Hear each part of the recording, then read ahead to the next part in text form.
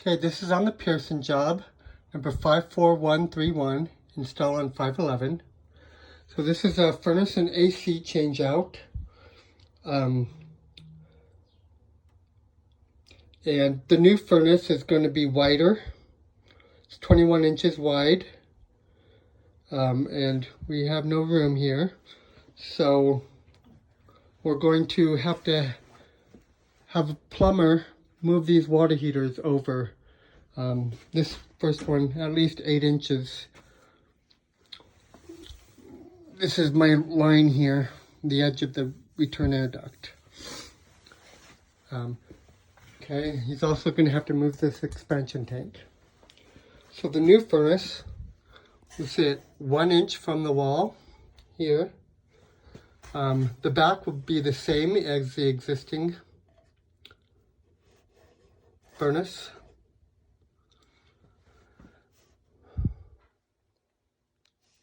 Because my back is flat. Okay, so this will sit on a 90, then a filter box, furnace coil, 5 3/4 inch transition, and I have no canvas, so it's going to be tight. Before you put that in, put in turning vanes in this 90. Okay, this is a 90 and it'll connect to this 90 duct just as it shows. This fitting I have L left to go over 1 1/4 inch. That means our return air will be 1 1/4 inch this way, so it'll kind of sit that way. I made that fitting a little shorter so we didn't hit this ply in the return, because this ply is going to come this way, like this, and return like that. Okay, anyway. Okay, cut line just right there. These cut lines side to side, right there.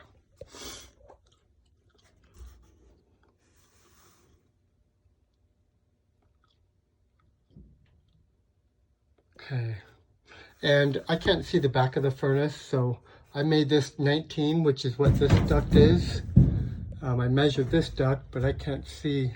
I'm only guessing that this duct is 19. If it's 20, just make it work how you need to. Okay.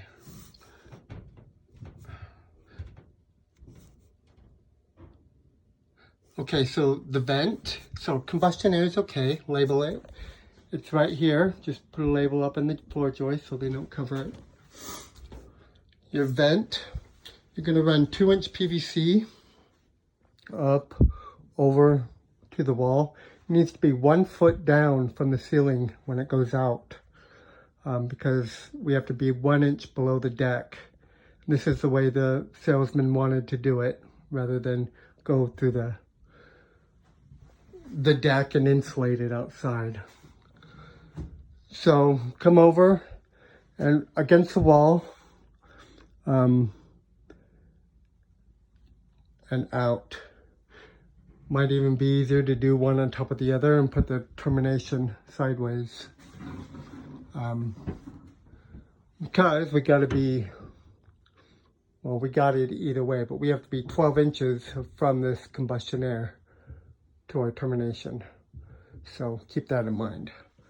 But they know it's going to be exposed. Let me go outside and show you.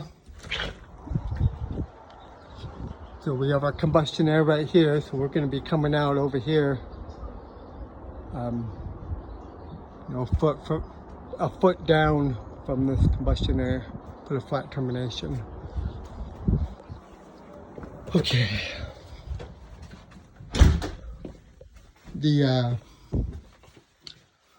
The gas, so salesman wanted to move the gas closer to the drop. So to do that, we're gonna remove the drop. We'll reuse it. So I'll just show you a picture of what it is now. That way I can go off my paper. So we're gonna remove the drop and add 1 inch by 4 inch nipple, then a 1 inch 90, and a 1 inch by 12 inch, and a 1 inch 90. Then you're gonna reuse the existing drop. And he'll bring it down over here. You're also gonna reuse this flex, of course, and reuse these tees.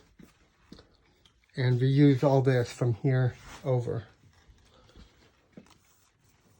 And reuse the caulk and nipple from that tee. So from the furnace caulk, we use tee and caulk and add a 2 inch, 1/2 inch tee, and a drip leg. Then a flex out of there, 16 inch,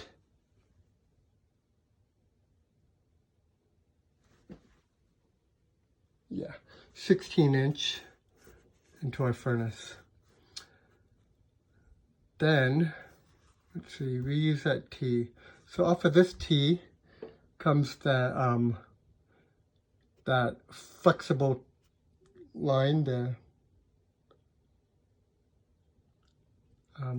yellow flex line there.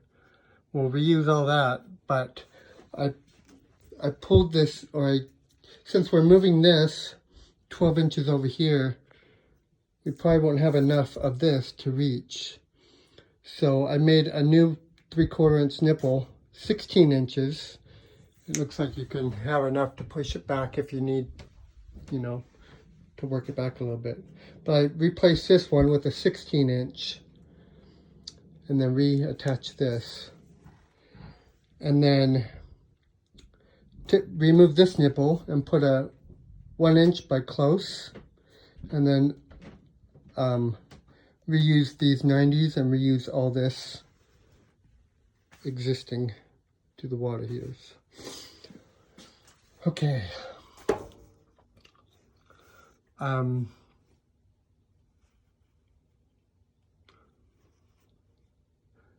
So on the AC, you're going to flush the lines. No pad needed. So just go out here. On the AC, you're going to move the AC over to the right so it doesn't block the disconnect, because this is the dryer. We don't want to move it in front of the dryer.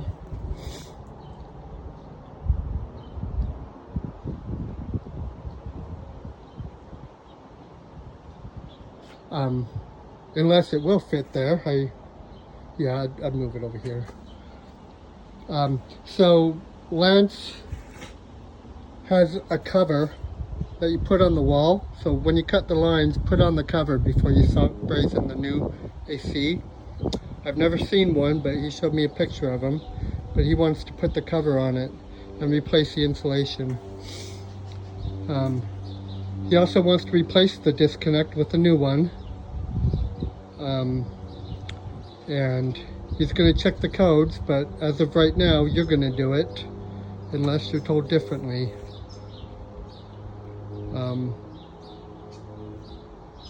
But he said he checked the code, and I told him to talk to Jamie. So right now, we're going to replace the disconnect with the new one. The existing breaker, 30 amp in there, it's okay. That's what we need. Okay. So the drain is to the floor, standard order. I fear our drop might block for our furnace P-trap. I can't think. Well, I can't think, but if it does, we're going to be 1 inch here. We have, 2 inches between here and here. We can take the 90 out over here and remote mount the P-trap over here and run down to the drain.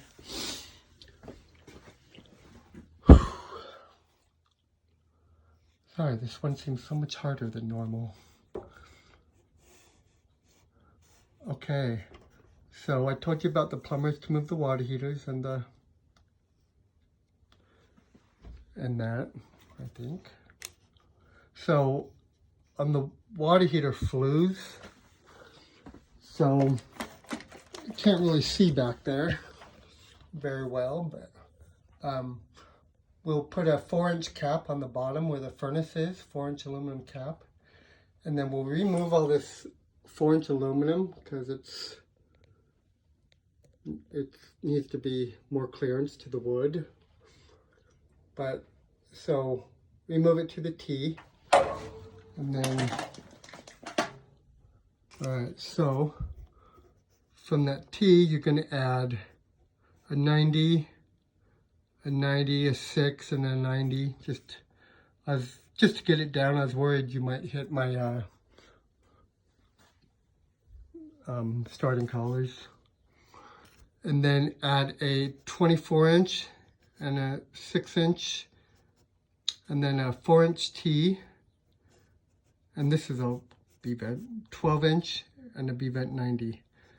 A draft hood, and 4-inch to the water heater. Okay. So